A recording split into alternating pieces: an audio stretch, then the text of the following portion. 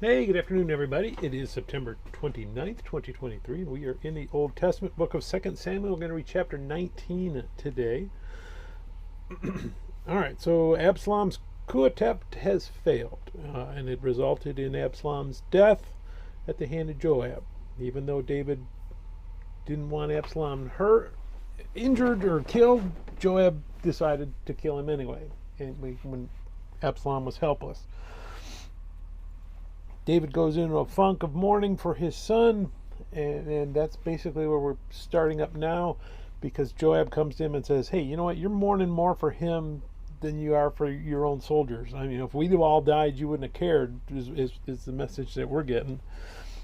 So he kind of snaps David back out of it. I mean, Joab doesn't really tell him he murdered his son, but he does manage to bring David back to, hey, you're supposed to be the king. You need to treat all of, you need to think about all the people, not just your son that died. David comes back to Jerusalem. We see a few things. We get Shimei, the guy who was cursing him out. They bring him and say, he wants to kill him. And he's like, you know what? He cursed me out. I accept it. You see David showing mercy to all these people. And again, David is not the reason we study David, the reason we love David, the reason we want David to be our role model isn't that he was a perfect person. It's, hey, he had flaws, but he understood he had flaws, and he understood God showed him mercy, so he's showing mercy back. That's what we're supposed to emulate from him. Gratitude for the people that helped him when he was on the run. He meets Saul's grandson again and says, hey, how come you didn't support me? And the grandson says, well, I was going to support you, but I can't really, my feet are lame, I couldn't really help you.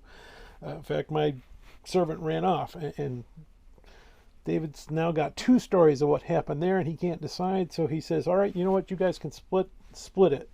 And Jonathan's son says, you know what, I don't care, he can have everything, I just want to be your servant. All this is going to play out later. So David shows mercy to people. David shows gratitude to people. He's being a just ruler at this time again. But now there's some cracks showing up. And Israel, Judah welcomes David back, but the 10 tribes that represent Israel, they're a little hesitancy. Some want him back, and some don't. And that's going to lead into the next chapter, where Israel rebels against David returning as their leader. So let's go ahead, and we're going to read 2 Samuel chapter 19 today. And Joab was told, behold, the king is weeping and mourning for Absalom. So the victory that day was turned into mourning for all the people. For the people heard it said that day, the king is grieved for his son. And the people stole back into the city that day as people who are ashamed steal away when they when they flee in battle. But the king covered his face, and the king cried out with a loud voice, oh, my son Absalom, oh, Absalom, my son, my son. Then Joab came into the house to the king and said, today you have disgraced all your servants who today have saved your life, the lives of your sons and daughters, the lives of your wives, and the lives of your concubines, and that you love your enemies and hate your friends.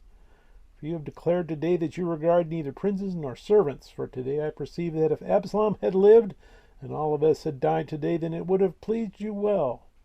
Now therefore arise, go out and speak comfort to your servants, for I swear by the Lord, if you do not go out, not one will stay with you this night, and that will be worse for you than all the evil that has befallen you from your youth until now. Then the king arose and sat in the gate, and they told all the people, saying, there is the king sitting in the gate. So all the people came before the king, for everyone of Israel had fled to his tent. Now all the people were in a dispute throughout all the tribes of Israel, saying, the king saved us from the hand of our enemies. He delivered us from the hand of the Philistines, and now he has fled from the land because of Absalom. But Absalom, whom we anointed over us, has died in battle. Now therefore, why do you say nothing about bringing back the king? So King David sent to Zadok and Abiathar the priests, saying, speak to the elders of Judah, saying, why are you the last to bring the king back to his house? Since the words of all Israel have come to the king to this very house. You are my brethren, you are my bone and my flesh. Why then are you the last to bring back the king? And say to Amasa, are you not my bone and my flesh? God do so to me and more also if you are not commander of the army before me continually in place of Joab. So he swayed the hearts of all the men of Judah, just as the heart of one man, so that they sent this word to the king, return, you and all your servants. Then the king returned and came to the Jordan, and Judah came to Gilgal to go to meet the king, to escort the king across the Jordan. And Shemaiah the son of Gerza, a Benjamite who was from Barium, hurried and came down with the men of Judah to meet King David. There were 1,000 men of Benjamin with him, and Ziba the servant of the house of Saul, and his 15 sons and his 20 servants with him, and they went over the Jordan before the king. Then a ferry boat went across to carry over the king's household and to do what he thought good. Now Shimei the son of Gera fell down before the king when he had crossed the Jordan. Then he said to the king, do not let my lord impute iniquity to me, or remember what wrong your servant did on the day that my lord the king left Jerusalem, that the king should take it to heart. For I, your servant, know that I have sinned. Therefore here I am, the first to come today in all the house of Joseph, to go down to meet my lord the king. But Abishai the son of Zeruiah answered and said, shall not Shimei be put to death for this, because he cursed the Lord's anointed? And David said, what have I to do with you, you sons of Zeruiah, that you should be adversaries to me today? Shall any man be put to death today in Israel? For do I not know that today I am king over Israel?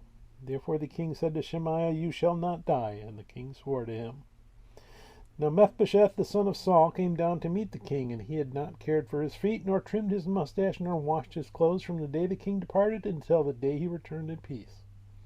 So it was, when he had come to Jerusalem to meet the king, that the king said to him, why did you not go with me, Mephibosheth? Then he answered, my lord, O king, my servant deceived me. For your servant said, I will saddle a donkey for myself, that I may ride on it and go to the king, because your servant is lame, and he has slandered your servant to my lord the king. But my lord the king is like the angel of God. Therefore do what is good in your eyes. For all my father's house were but dead men before my lord the king, yet you set your servant among those who eat at your own table. Therefore what right have I still to cry out any more to the king? So the king said to him, why do you speak any more of your matters? I have said, you and Ziba divide the land. Then Mephibosheth said to the king, rather let him take it all, inasmuch as my lord the king has come back in peace to his own house. And Barzillai the Gileadite came down from Rogelim and went across the Jordan with the king to escort him across the Jordan. Now Barzillai was a very old man, 80 years old, and he had provided the king with supplies while he stayed at Mahanaim, for he was a very rich man. And the king said to Barzillai, come across with me, and I will provide for you while you are with me in Jerusalem. But Barzillai said to the king, how long have I to live that I should go up with the king to Jerusalem? I am today 80 years old. Can I discern between the good and bad? Can your servant taste what I eat or what I drink?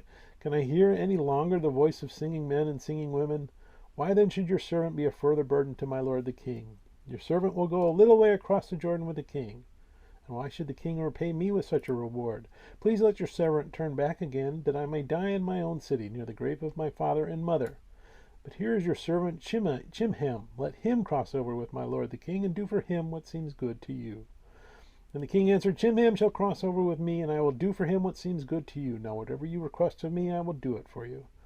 Then all the people went over the Jordan, and when the king had crossed over, the king kissed Barzillai and blessed him, and he returned to his own place.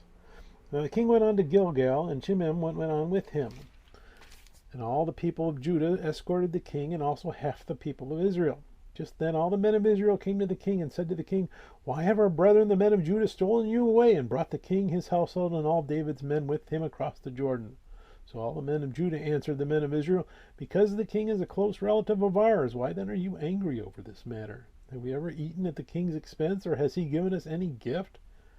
And the men of Israel answered and the men of Judah and said, we have 10 shares in the king, therefore we also have more right to David than you. Why then do you despise us? Were we not the first to advise bringing back our king? Yet the words of the men of Judah were fiercer than the words of the men of Israel.